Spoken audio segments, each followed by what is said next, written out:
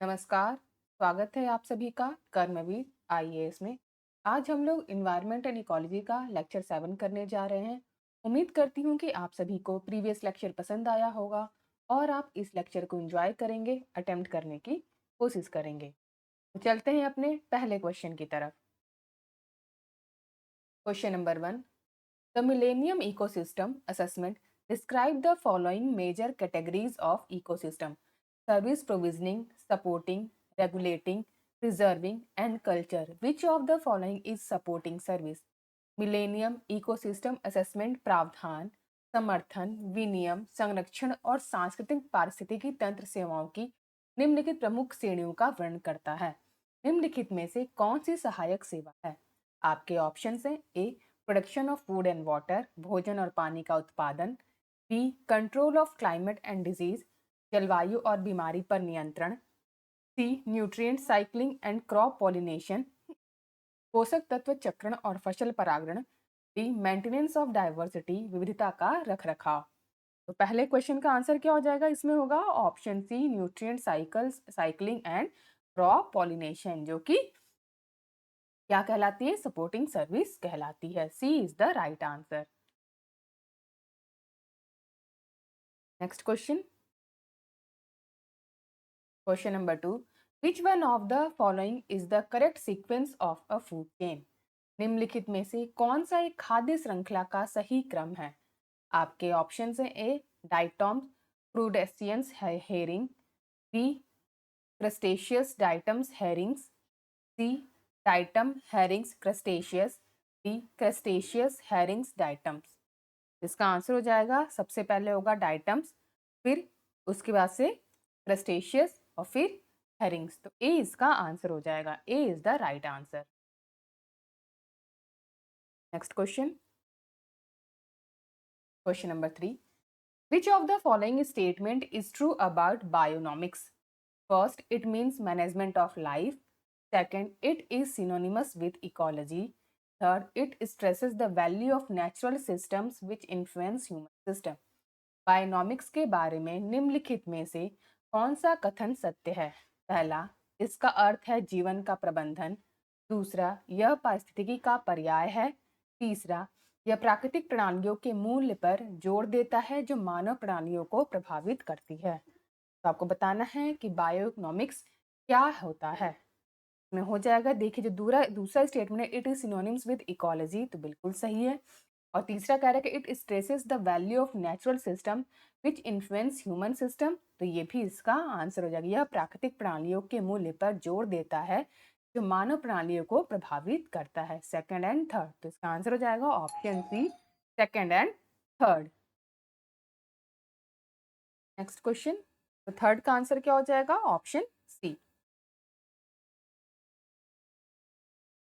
Question number 4, which of the following shows a density gradient of the water system?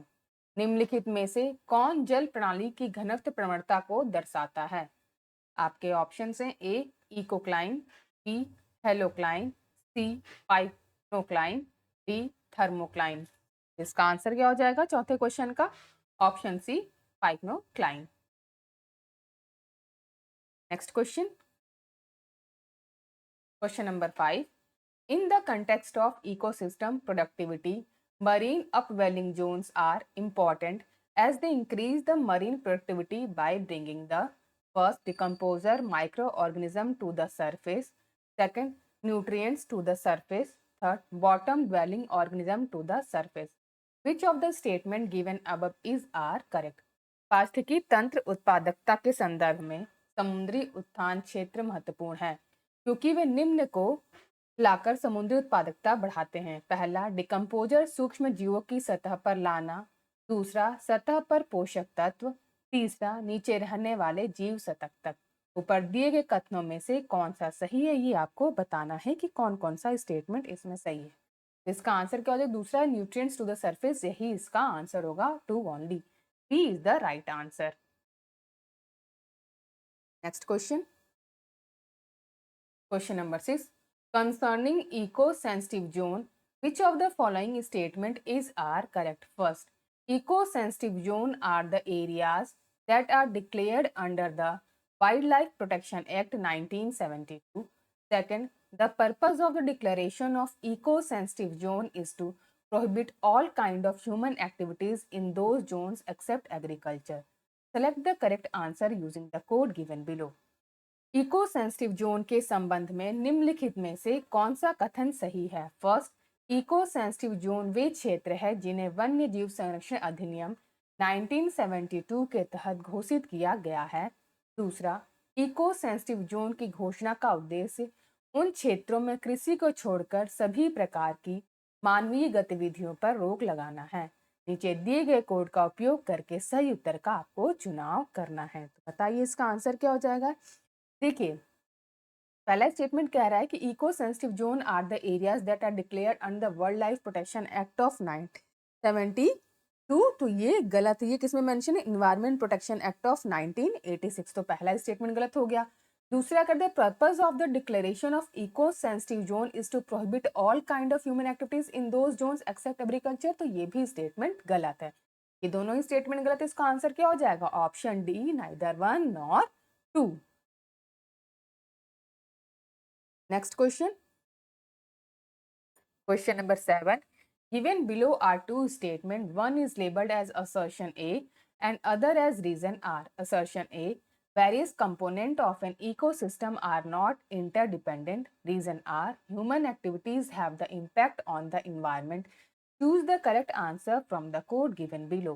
Question number 7 क्या कह रहा है कि नीचे दो कथन दिए गए हैं, एक को दावा और दूसरे को कारण आर के रूप में लेबल किया गया है। दावा ए परिस्थितिकी तंत्र के विभिन्न घटक एक दूसरे पर निर्भर नहीं है। कारण आर, मानवीय गतिविधियों का पर्यावरण पर प्रभाव पड़ता है। नीचे दिए गए कोड से सही उत्तर का आपको चुनाव करना है कि इसमें क्या सही है और क्या गलत है। देखिए, जो सेशन ए कह रहा है कि various component of an ecosystem are not interdependent, तो ये गलत है, सभी एक दूसरे से इंटरडिपेंडेंट है। रीजन कह रहा है human activities have the impact on the environment, तो ये स्टेटमेंट सही है।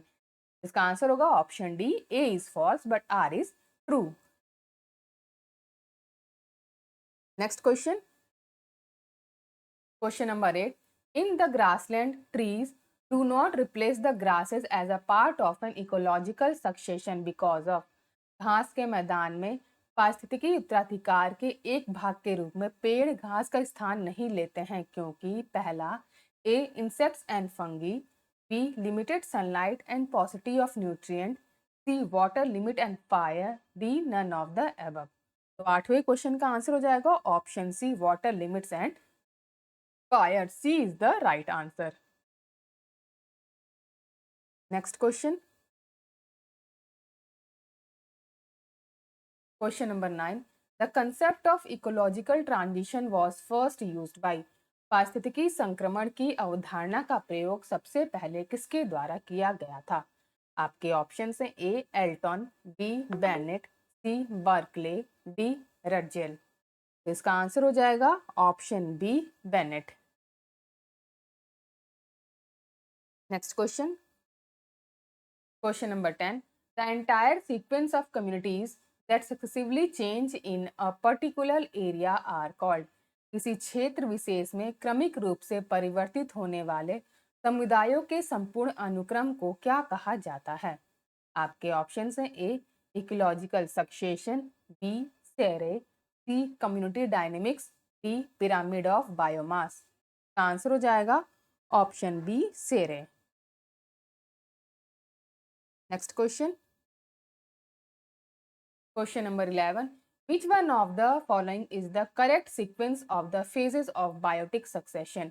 निम्नलिखित में से कौन सा जैविक उत्तराधिकार के चरणों का सही क्रम है? आपके ऑप्शन हैं A mutation, migration, ecesis, reaction, stabilization, B migration, mutation, ecesis, reaction, stabilization, C ecesis, migration, mutation, reaction, stabilization, D stabilization, reaction, mutation, migration और इसीज। तो कौन सा सही चरण होगा इसमें? इसका आंसर हो जाएगा ऑप्शन ए, सबसे पहले म्यूटेशन, फिर माइग्रेशन, फिर इसीज, फिर रिएक्शन और stabilization. A is the right answer. Next question, question number 12. Which one of the following is the correct order of biological organization ranging from organism to biosphere? निम्नलिखित में से कौन सा जीव से लेकर जीव मंडल तक के जैविक संगठन का सही क्रम है? आपके ऑप्शन है A population, ecosystem, community, landscape, B landscape, community, ecosystem, population, C population, community, ecosystem, landscape, D population, landscape, community, ecosystem. इसमें आंसर हो जाएगा option C population, community, ecosystem और landscape. C is the right answer. Next question, question number 13। Consider the following statement about ecosystem. First, the production at the autotrophs level is said to be primary productivity. Second, the secondary productivity refers to the production at the heterotroph level of the above. The correct statement is, पारिस्थितिकी तंत्र के बारे में निम्नलिखित कथनों पर विचार करें। पहला, ऑटोट्रॉप स्तर पर उत्पादन को प्राथमिक उत्पादकता कहा जाता है। दूसरा, द्वितीयक उत्पादकता से तात्पर्य हेटेरोट्रॉप स्तर पर उत्पादन से है। उपरोक्त में से कौन सा कथन सही है आपको बताना है। पहला स्टेटमेंट क्या है? The production at the autotroph level is said to be primary productivity, बिल्कुल सही स्टेटमेंट है। और second correct, the secondary production refers to the production at the heterotroph level of the above, ये भी स्टेटमेंट सही है। इसका आंसर हो जाएगा option C both 1 and 2। Next question, question number 14। Which of the following is correct sequence of ecosystem in order of decreasing productivity? उत्पादकता घटने के क्रम में निम्नलिखित में से कौन सा पारिस्थितिकी तंत्र का सही क्रम है? आपके ऑप्शन है A ocean, lakes, grassland and mangroves, B mangroves, oceans, grasslands and lakes, C mangroves, grasslands, lakes and ocean, D oceans, mangroves, lakes and grassland. इसका आंसर हो जाएगा option C mangroves, grasslands, lakes and ocean. C is the right answer. Next question, question number 15। Biodiversity is described as, जैव विविधता का वर्णन किस प्रकार किया गया है? आपके ऑप्शन से A the range of different species in an environment, एक पर्यावरण में विभिन्न प्रजातियों की सीमा, B the seasonal and daily changes in an environment, पर्यावरण में मौसमी और दैनिक परिवर्तन, C the way species differ from one another, जिस तरह से प्रजातियां एक दूसरे से भिन्न होती हैं, D the influence of physical factor on an environment, पर्यावरण पर भौतिक कारकों का प्रभाव। तो 15वें का आंसर क्या हो जाएगा? Option A the range of different species in an environment. Next question, question number 16। Biodiversity means, जैव विविधता का अर्थ है।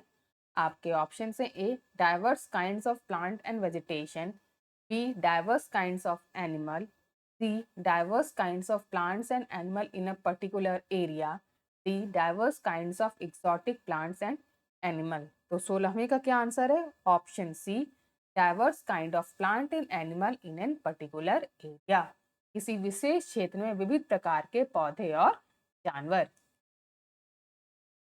Next question, question number 17। The most significant aspect of biodiversity is, जैव विविधता का सबसे महत्वपूर्ण पहलू है। आपके ऑप्शन हैं A food, B drug, C industrial use, D maintenance of ecosystem. तो इसका आंसर हो जाएगा option D maintenance of ecosystem. Next question, question number 18। The destruction of biodiversity is due to, जैव विविधता का विनाश किसके कारण होता है? आपके ऑप्शन से A the lack of natural habitats of the organism, B environmental pollution, C destruction of forest, D all of the above. इसका आंसर हो जाएगा option D all of the above. Next question, question number 19। Which of the following is not an example of in situ conservation strategy? निम्नलिखित में से कौन सा इन सिटू संरक्षण रणनीति का उदाहरण नहीं है? आपके ऑप्शन हैं A biosphere reserve, B botanical garden, C national park, D sacred groups. तो इसका आंसर हो जाएगा option B botanical garden. Next question, question number 20, the main reason for the decrease in biodiversity is, जैव विविधता में कमी का मुख्य कारण क्या है? आपके ऑप्शन है A habitat pollution, B introduction of exotic species, C over exploitation, D natural habitat destruction. इसका आंसर हो जाएगा option D natural habitat destruction. Next question, question number 21, which one of the following is the most important factor responsible for the decline of biodiversity? जैव विविधता के ह्रास के लिए निम्नलिखित में से कौन सा सबसे महत्वपूर्ण कारक जिम्मेदार है? आपके ऑप्शंस हैं A genetic assimilation, B controlling assimilation, C destruction of habitat, D controlling pest. इसका आंसर हो जाएगा option C destruction of habitat. C is the right answer. Next question, question number 22, the main reason for the decrease in biodiversity is, जैव विविधता में कमी का मुख्य कारण क्या है? आपके ऑप्शन हैं A habitat pollution, B introduction of exotic species, C over exploitation, D habitat destruction. इसका आंसर हो जाएगा option D habitat destruction. Next question, question number 23, biodiversity has maximum danger from, जैव विविधता को सर्वाधिक खतरा किससे है? आपके ऑप्शन हैं A destruction of natural habitat and vegetation, B improper agricultural operations, C climate change, D water pollution. इसका आंसर हो जाएगा option A destruction of natural habitat and vegetation. A is the right answer. Next question, question number 24, government of India in collaboration with the Norwegian government has established a center for biodiversity policy and law at, Bharat सरकार ने Norway सरकार के सहयोग से जैव विविधता नीति और कानून के लिए केंद्र कहाँ स्थापित किया है? आपके ऑप्शन हैं A Dehradun, B Chennai, C Shillong, D New Delhi. इसका आंसर हो जाएगा ऑप्शन बी चेन्नई।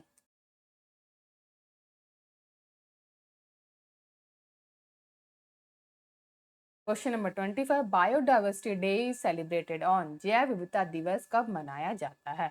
आपके ऑप्शन हैं ए 29 दिसंबर, बी 22 मई, सी 28 फरवरी, डी 30 जनवरी। इसका आंसर हो जाएगा ऑप्शन बी मई 22। आज हमने सेट ऑफ 25 क्वेश्चंस को कंप्लीट कर लिया है। अगर आप सभी को ये सीरीज अच्छी लग रही है तो प्लीज़ लाइक कीजिए, कमेंट कीजिए और सब्सक्राइब कीजिए हमारे चैनल कर्मवीर IAS को। Thank you for watching.